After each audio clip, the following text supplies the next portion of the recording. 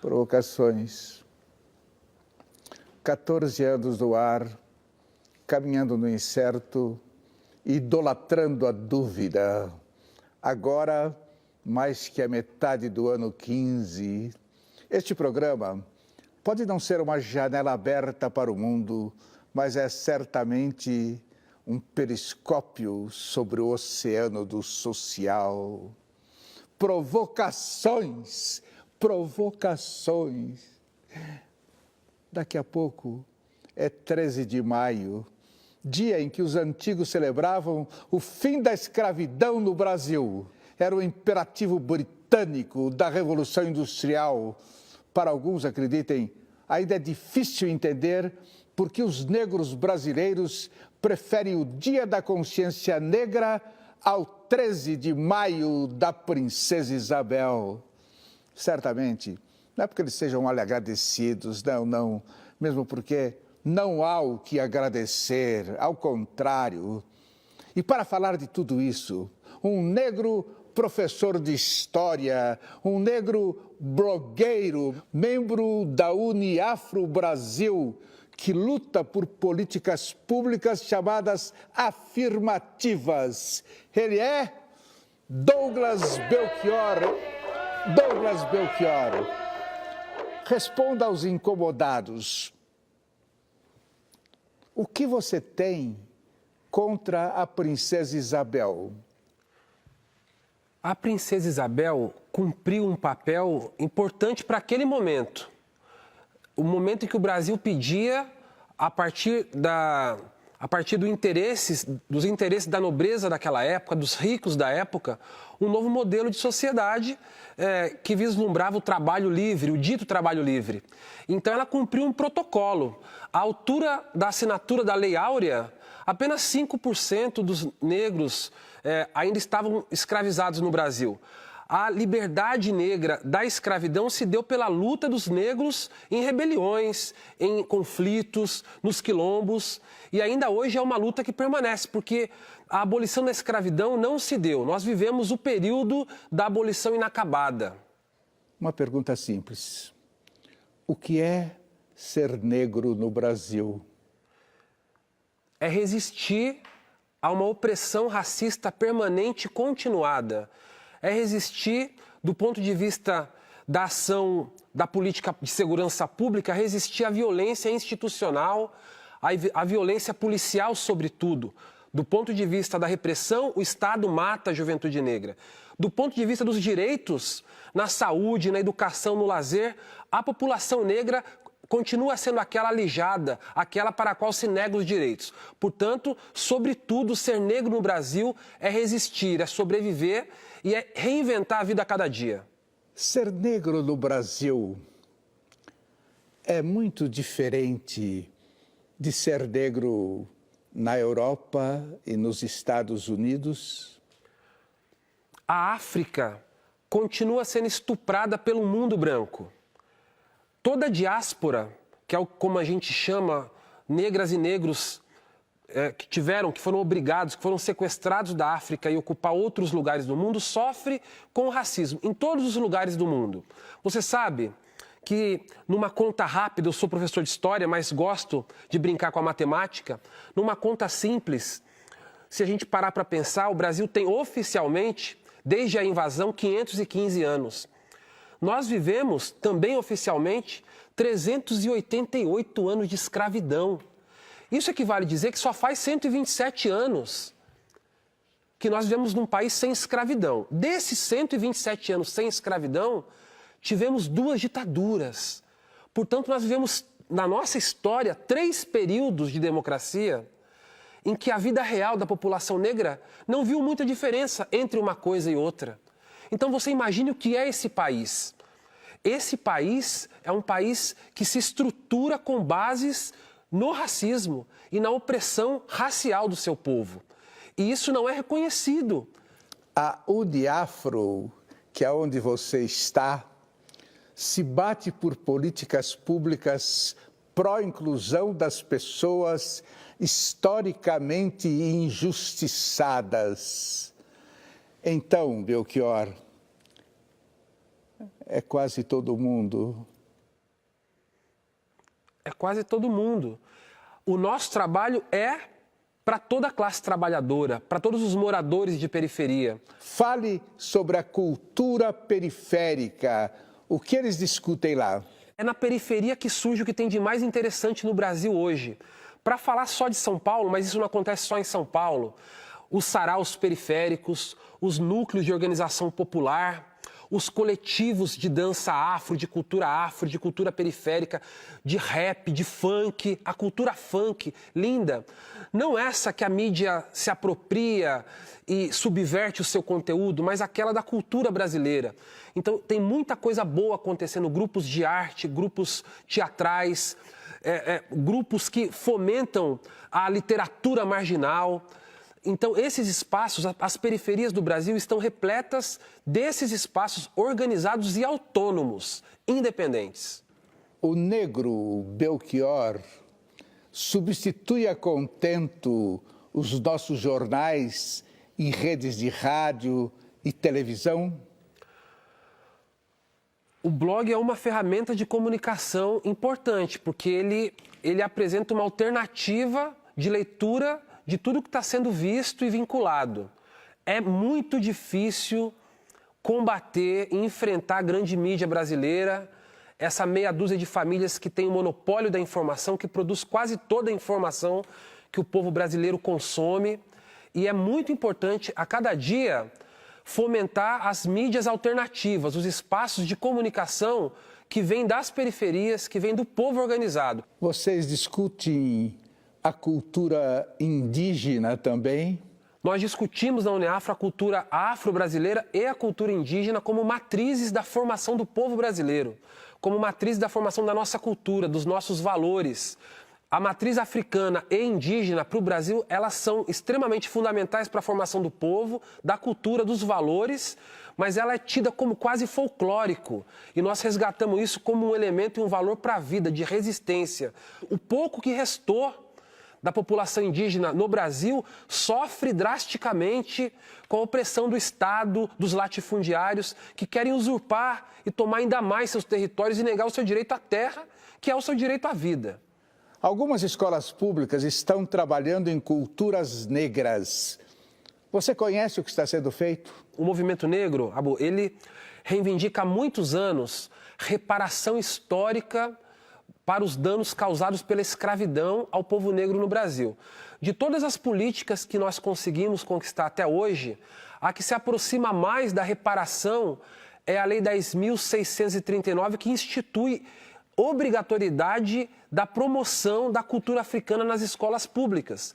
Isso é muito difícil porque tem muito preconceito, muitos professores religiosos pentecostais que têm preconceito com a cultura africana e nega o direito dessa prática. Mas isso tem acontecido a partir da iniciativa de professores e de diretores corajosos que fazem essa prática dentro das escolas públicas, não só folcloricamente. Agora, nós poderemos estar conhecendo uma importante figura deste país no futuro. O que ele fará da vida, ou o que a vida fará dele, não se tem a menor ideia. Mas hoje, aos 11 anos de idade, no 5º ano do ensino fundamental, em Vila Curuçá, periferia de São Paulo, ele já assinala que não pretende ser apenas mais um na tragédia social deste país. Vamos ver, porque ele é Gustavo Gomes Silva dos Santos. Gustavo Gomes Silva dos Santos. É verdade que você já lia aos 3 anos de idade e escrevia aos 4? É verdade, sim. Eu me apeguei às palavras bem cedo. Que legal para você, hein? Soube de mais coisas horríveis do país antes do que a gente. Você é filho de Cícera. Cícera, uma ajudante geral de uma gráfica na Zona Leste. O que de melhor a sua mãe lhe ensinou até agora? A respeitar as pessoas. É importante você saber respeitar as pessoas, porque só assim você vai conseguir ser respeitado. E o seu pai, o que faz? Geralmente eu não vejo muito ele, então... Mas eu conheço bastante meu padrasto. O nome dele é João. Ele é um cara bem bacana e ele me ensinou uma coisa. Discussão sobre time nunca vai acabar. Então eu tento não conversar sobre isso com ele. Estudioso das culturas africanas. Mas como você já faz isso ainda nessa idade? É que geralmente eu sou uma pessoa que eu chego da escola, então eu fico muito sem o que fazer. Então eu decido tentar buscar algum assunto que me interesse, que me deixe, que não me empreenda no assunto, que eu queira só ficar continuando lendo sobre isso, vendo sobre isso. E a história africana é uma coisa que me prendeu bastante. A escola ajuda? Nossa, a escola ajuda muito. Eu construí uma parte da minha personalidade, boa parte dela foi construída na escola, sim. E como as pessoas brancas, elas veem seu orgulho em ser negro? Tem gente que acha uma coisa boa, tem gente que acha uma coisa ruim, então eu levo isso como algo que faz bem pra mim. Porque se nem Cristo agradou a todos, por que eu vou agradar, né? Então... Você já foi vítima do preconceito? Já fui. Eu fui vítima de muito preconceito mesmo. Conta pra nós. Eu já fui chamado de negrinho pastoreiro, saci, já fui discriminado por ser negro, eu já fui discriminado por ser esperto. Eu já fui chamado de várias coisas que eu tenho certeza que muita gente já sofreu, que é preto, negro, neguinho, nerd. E isso, eu encaro o bullying, o preconceito, tudo isso, eu encaro como uma atitude estúpida do ser humano. Porque você vai julgar alguém se essa pessoa tem os mesmos órgãos que você e tudo que muda é o caráter. O que é ser negro no Brasil? Eu encaro ser negro no Brasil como você ser alguém que vai ter muita gente que vai te ignorar, vai ter muita gente que vai te desrespeitar, mas você tem que encarar ser negro como algo, uma atitude boa, algo que faz de você ser uma pessoa diferente. Porque se todo mundo fosse igual, imagina que coisa chata. E como você vê o negro nos Estados Unidos? Eu acho que eu vejo quase a mesma situação, só que um pouco mais discriminado. O que é pior? Ser negro, ser pobre ou as duas coisas? Gente, eu acho que eu não encaro ser negro como uma coisa ruim. Eu não encaro ser pobre como uma coisa ruim também, não. Você parece poeta. Você é poeta? Eu me encaro como alguém poeta, sim, porque eu escrevo bastante poesia. Dizem que teve gente na escola que duvidava que era você mesmo quem escrevia. É verdade? Teve gente que mesmo que duvidou e teve gente que se surpreendeu. Teve uma diferença, assim. A diretora da sua escola diz que você é um aluno como os outros, mas acima da média. Você se acha como os outros ou acima da média? Eu me encaro como alguém que é igual às outras pessoas, sim. Porque se eu me encarar como alguém melhor, eu vou estar deixando de ser alguém bom. Porque você acha que é melhor do que outro ser humano, você está pensando, eu sou melhor, eu sou isso, mas você é igual. A única coisa que muda é que você é uma pessoa, ele é outra, mas ele tem os mesmos órgãos, ele tem sentimentos, ele é um ser humano também. Um vídeo gravado na escola com você já foi visto no YouTube por mais de 300 mil pessoas. Isso não te assusta? Quando eu fiquei sabendo o número de gente que viu isso, que visualizou o vídeo, eu meio que entrei em pânico. Gustavo Gomes Silva dos Santos, o que é a vida? Eu encaro a vida como uma jornada que você tem que decidir. É cheia de escolhas, você sempre vai ter uma escolha. Você pode escolher ser bom, você pode escolher ser ruim. Você pode escolher ser alguém que as pessoas gostam de estar perto, você pode escolher alguém que as pessoas querem distância. Você pode escolher alguém que é amigo de todo mundo e você pode escolher ser aquela pessoa isolada. Então, a vida é como uma jornada cheia de escolhas. Você que escolhe. Você tem o poder de escolher o que você quer fazer. Os índios brasileiros, eles estão tão bem organizados quanto os negros? Tem uma diferença crucial. A população indígena continuou nos seus espaços, pela opressão do Estado e da sociedade, nos seus espaços de organização muito isolados do ponto de vista das relações políticas e das cidades. O povo negro, como está espalhado pelas periferias, consegue dar mais voz para suas reivindicações. Consegue fechar uma avenida, botar fogo no pneu, ocupar um prédio público e fazer a sua reivindicação aparecer para a sociedade. A população indígena tem mais dificuldade para isso. Ela é mais oprimida e ela está mais escondida. A sua opressão fica mais escondida em relação à sociedade. Então essa é a diferença. Mas eles têm um papel de resistência importantíssimo. Nós temos o exemplo nos últimos anos da resistência dos Guarani Kaiowás, no Mato Grosso, que tem sido alvo de bandoleiros, de guardas armadas de fazendeiros que querem expulsar os índios das suas terras originárias. E o Estado brasileiro pouco faz para proteger essa população. Como deveria ser a escola? Você quer saber como está um país? Olha para a sala de aula da escola pública. Como é que está a sala de aula?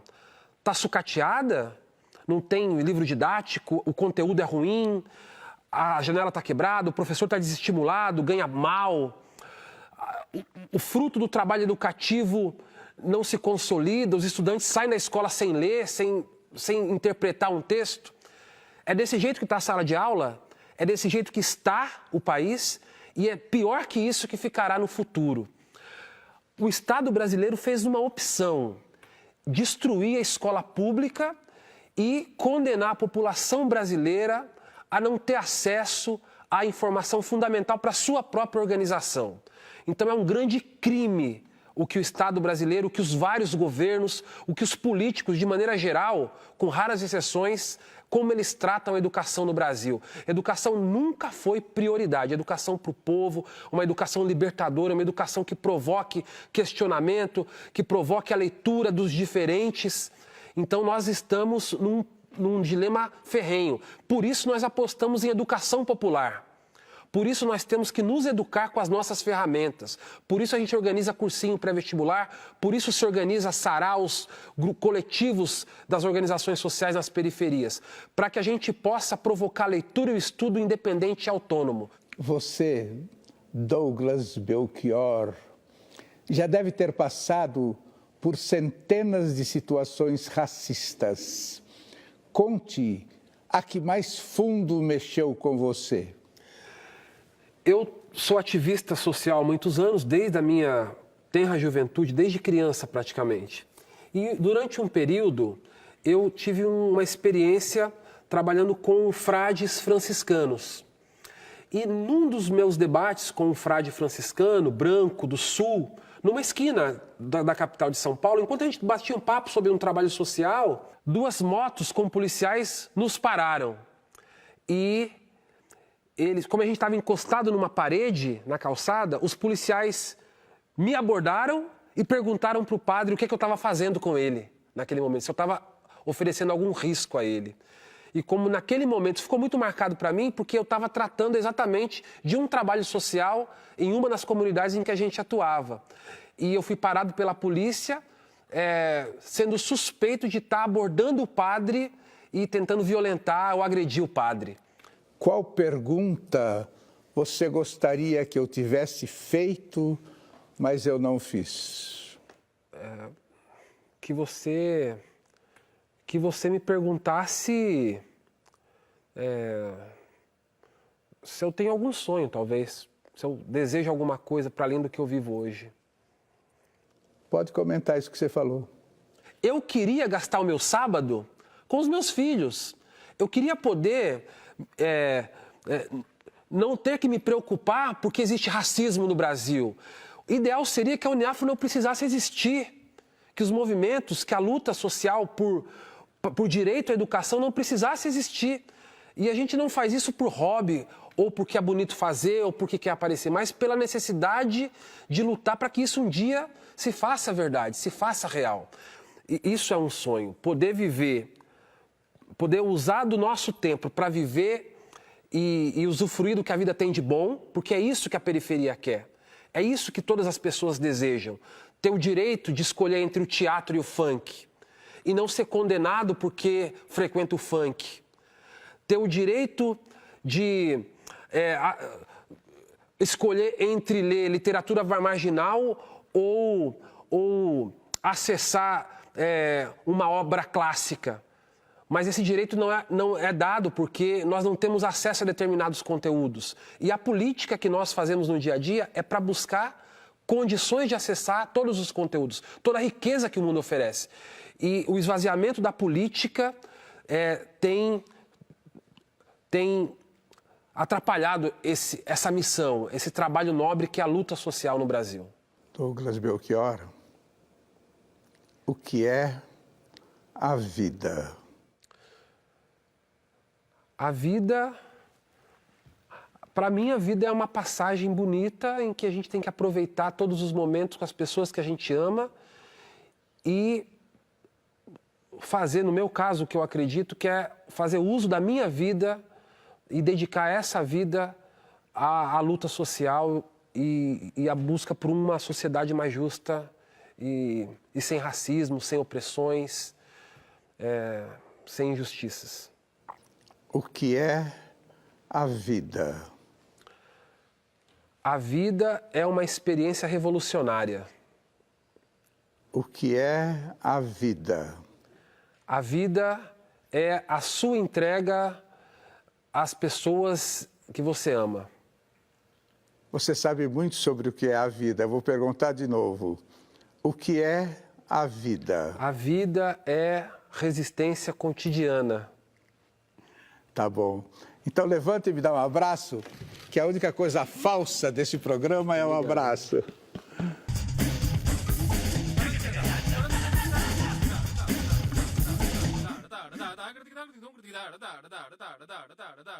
Negros, somos os que não inventaram nem a pólvora nem a bússola. Aqueles que jamais souberam dominar nem o vapor nem a eletricidade. Aqueles que não exploraram nem o mar nem o céu. Mas não existe terra em que não tenha corrido nosso sangue e nem língua em que nossa cor não tenha sido insultada.